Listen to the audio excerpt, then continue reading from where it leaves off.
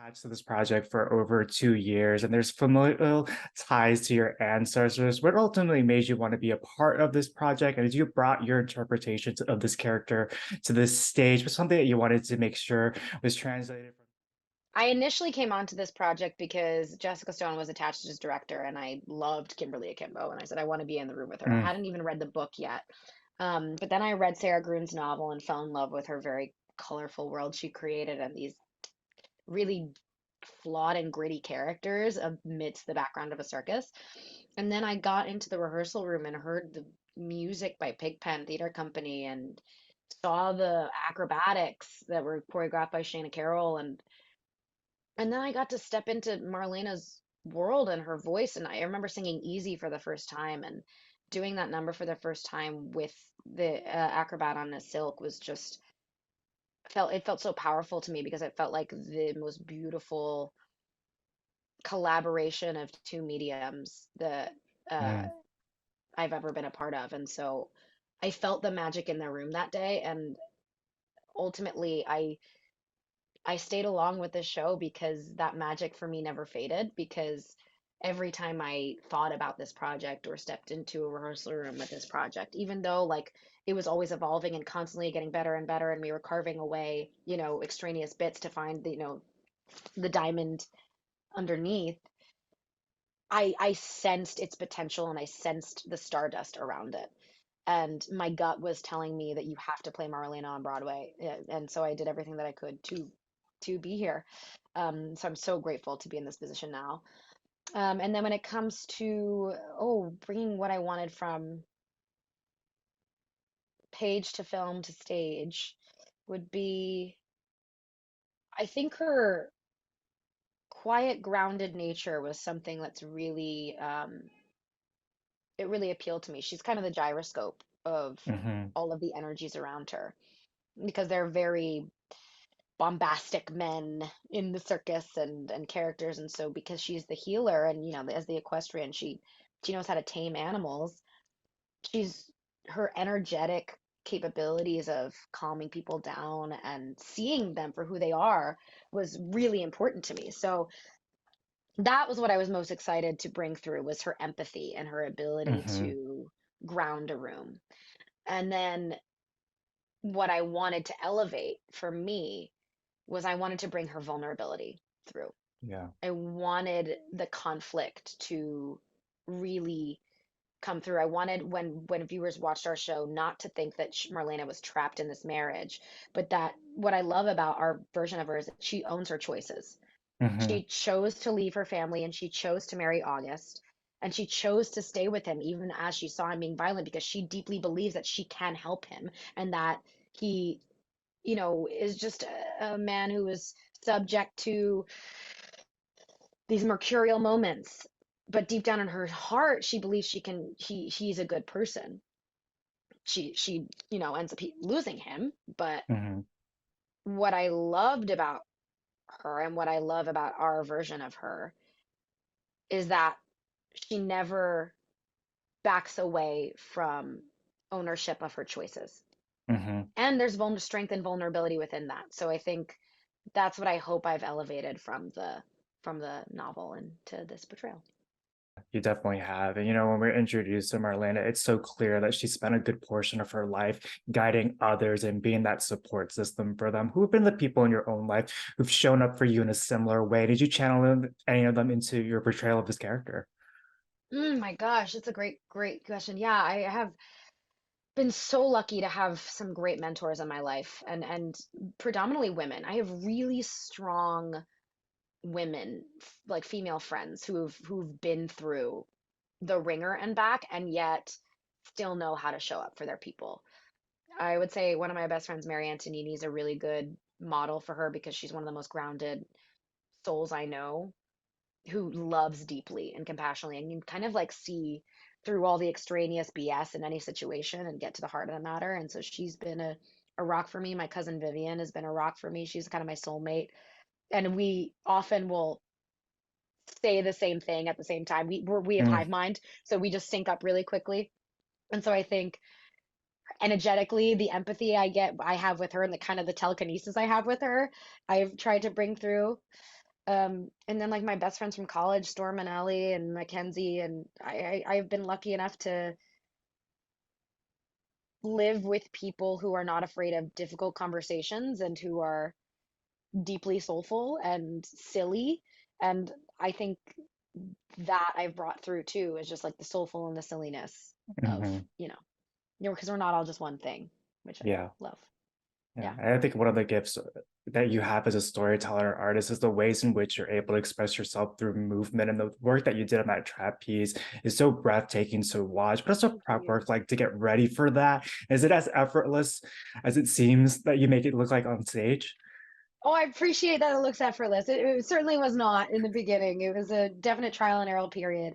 I will say that my training as a dancer for years Hmm. certainly helped because it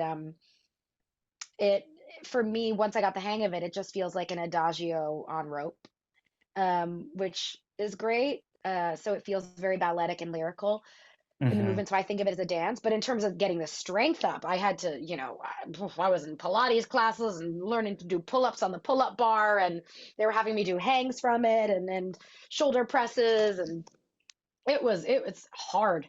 It's really hard to get the strength up to be able to hold yourself up on a Hmm. trapeze and pull yourself into different positions. But there's never one moment where it clicks, but the edges soften the stronger you get and the more confident you get with it. And so yeah, it took a couple weeks and then like maybe a month or so to really get to the place where I am at ease on the trapeze. But oh my God, it's one of my favorite things in the world now. I want to keep learning and doing Yeah, more. it's stunning to watch in this show. And you and Paul do such a fantastic job highlighting the evolution of this relationship. And there's a beautiful line where Marlena says there were points in their marriage where she loved every version of Augie. And you feel that throughout the Yes. show. What was it like getting to collaborate with Paul and bring that contrast onto the stage? Paul Nolan is one of my favorite actors I've ever worked with. He, first of all, goofball, silly, silly boy, wonderful human. So I always felt safe with him, which was important because, the relationship Hmm. gets abusive. Um, but then what I love about him is he's so playful. He never does anything the same way twice, which keeps me alive and fresh because it really works for the character of August because August is maniacal and will flip on a Hmm. dime. So I never know where he's going. And because of that, I always kind of have to be on guard with him. And Isabel, the actor, always feels safe, but as Marlena, it feels very dangerous. And I love that.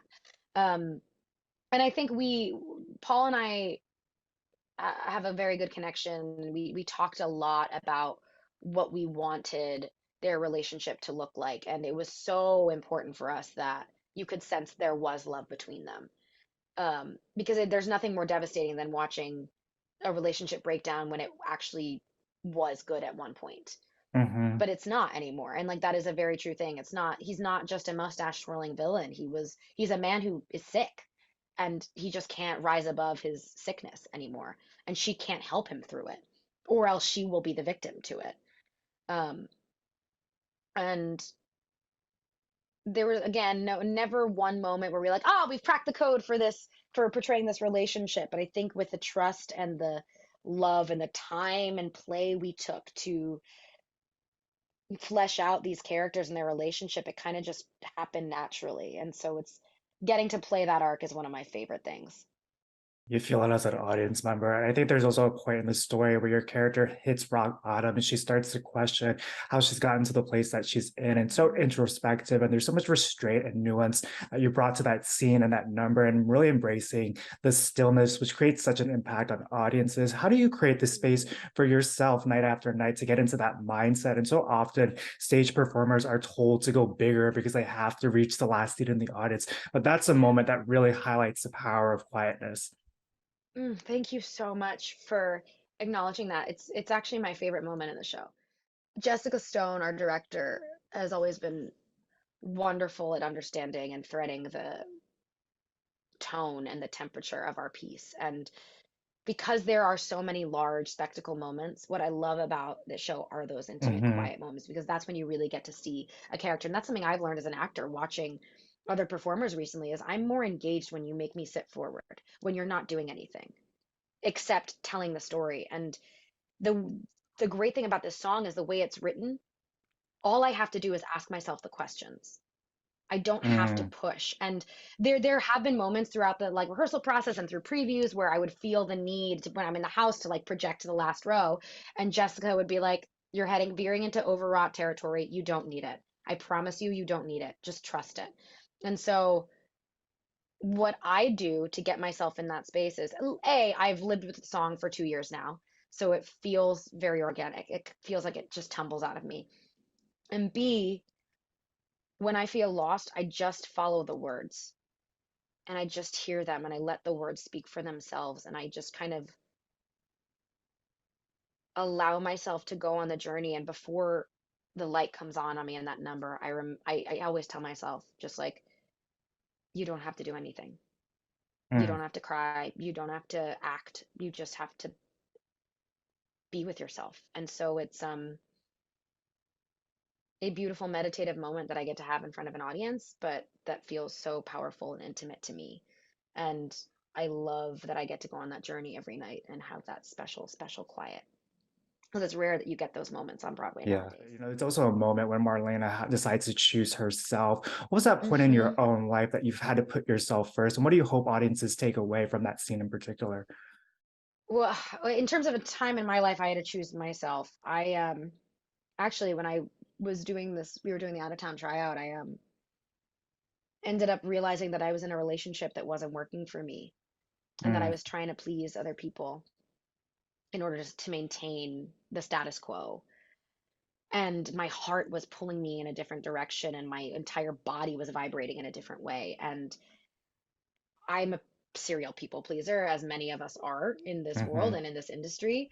Um, and it was scary to voice my truth and voice that, like, I think it wasn't right anymore. But it was one of the hardest things I had to do. But once I broke out of that relationship, I felt free because I chose myself. And for once, I wasn't choosing other people. And I knew that I obviously didn't know that it would have been the right choice until I left, but I had to make the choice to leave. I couldn't just be trapped in my head or my body, because my body actually, my nervous system couldn't handle it anymore. My body was screaming at me. Talk about, like, one of the lyrics in the song is, you weren't even listening to your heart as it was beating, mhm, screaming, pointing in the direction you wouldn't dare to look in. And what I love about that song specifically is that, like, it's not about August versus Jacob. It's about, do I put my husband and my marriage first, or do I choose my own life? Do I take my life back in my own hands and go out on my own and believe in myself? And it is the scariest thing to bet on yourself and to choose yourself, but you have to do it. And mhm. so that's what Marlena has taught me, is it is so worth the risk of losing things if you are to gain a life where you're putting yourself at the forefront. And and you can do that with generosity and kindness. But I've also learned that, like, I'm actually more generous and kind if I choose myself, because I'm not disobeying what my body and my soul is screaming for. Yeah. And I hope what audiences take away from that. I mean, like, the other night, I saw somebody, a woman in the second row, just like weeping at that song, and that sent me. I think women specifically can relate to, or anyone in a relationship can relate to, when you're at the end, what it means to choose yourself, knowing that it's going to hurt someone that you love. Yeah. And I hope audiences watch that number and the show, and see Marlena and recognize that a better life is had when you when you take the time to be still and quiet and listen to what you actually want and then choose yourself. Mm. So I hope it gives people courage. I hope she can give people courage. Beautifully said. And there's so much trust that you can see on stage. And there's a moment where you fall backwards into the arms of Hmm. Unstoppable. It's so again, it's so breathtaking to watch. How did you all build that trust throughout this process?